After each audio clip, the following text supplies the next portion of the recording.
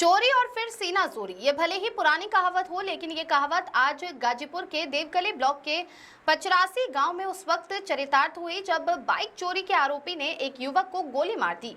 गनीमत रही कि ये गोली उसके पैर में लगी, जो पैर को छेदते हुए दूसरी तरफ निकल गई, जिसका इलाज मेडिकल कॉलेज में चल रहा है और डॉक्टर उसे अब खतरे से बाहर बता रहे हैं। देवगली ब्लॉक के 85 गांव का रहने वाला युवक पारसनाथ, जो सुबह सुबह अपने घर से मात्र 200 मीटर गया ही था कि उसे गांव का ही रहने वाला हिस्ट्री शीटर मनीष यादव ने गोली मारी।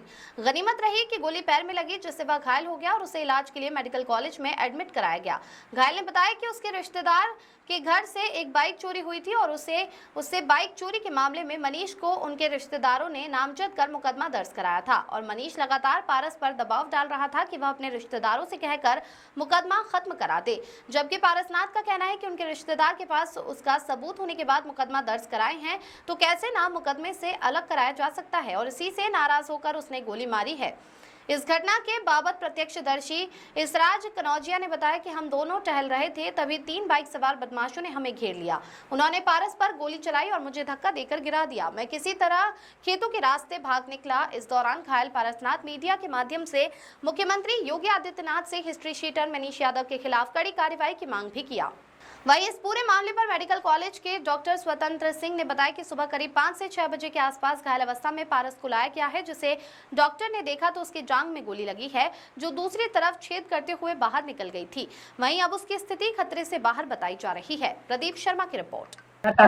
क्या नाम है बाबू आपका? इसराज कनौजिया। कहाँ के रहने वाले हैं? 85 से। क्या हुआ, किस तरह गोली चला? वहाँ हम टहल रहे थे, वो लोग चच्चा भी आई, 2 गाड़ी से आए थे, एक पीछे से आई गाड़ी, तीनों घेर लिए थे। फिर वहां से फिर गए थे, फिर उसके बाद गोली चलाए, फिर उसके बाद वहां से हमको एक लात मारे, डान में गिर गए, हम वहां से चले आए। क्या नाम है? मेरा नाम पारसनाथ यादव है, ग्राम 85 है, देवगली गाजीपुर। पारस जी, ये क्या घटना हुई है जो आपके साथ? मनीष यादव हमारे गांव का, उसका बाप का नाम रामचंद्र है, उसी ने मुझे गोली मारा है। क्या कारण होगा कि उसने आपको गोली मार दी? कोई रंजिश थी आप लोगों की? एक हमारे दादी की शादी हुई थी अगले साल कुसमी से गिठा में, वहाँ से गाड़ी चोरी हो गई थी, तो वो घराती पक्ष के लोग इसको मनीष को मतलब नामजद एफआईआर किए थे। तो ये हम लोग को प्रेशर दे रहा था कि तुम लोग के वहाँ रिलेशन है, सुलह करवा दो। तो मतलब हम लोग वहाँ बात किए थे, तो वो लोग भाई जब नामजद एफआईआर कर चुके हैं, जब जान चुके हैं, तो कहाँ सुलह करेंगे। इसी विवाद को लेकर मतलब वो मार निकले, हमेशा परेशान था वो मारा।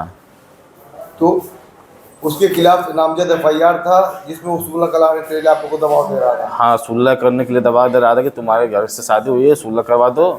और तो हम लोग कहीं भाई रिलेशन हुई है, तो वो लोग आपको नामजद एफआईआर किए, जाकर वहाँ समझो, यही बात हुई थी। इसका और कोई कारण नहीं था? हाँ नहीं, और कोई मतलब झगड़ा नहीं था हम लोग से, बस वही गाड़ी के लिए हम लोग प्रेस दे रहा था कि सुलह करवा दो, सुलह करवा दो ना। और वीडियो मांग रहा था, जो वीडियो रिकॉर्डिंग होता है किसी शादी में, तो उसमें कैसेट नहीं बना था, तो हम लोग कहीं कैसेट नहीं बनाए ना। मेन कारण बस यही है, हम योगी सरकार से कर रहे हैं। इससे पहले वो कितना हत्या कर चुका है, लूटपाट कर चुका है, छिनैती कर चुका है ना। क्या वो हिस्ट्री सीटर है? हाँ, हिस्ट्री सीटर है। योगी सरकार से ही चाहते हैं, या तो उसका घर ढवा दे।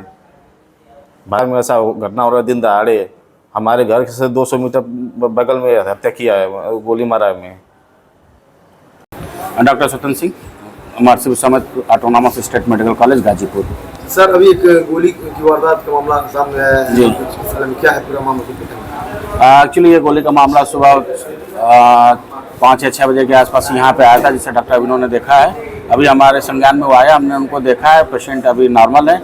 ये पारसनाथ है, नंदगंज के पास इनका गांव है, वहीं के हैं, और शायद इनकी आपसी रंजिश थी। कोई किसी और को अन्य को गोली लगी है?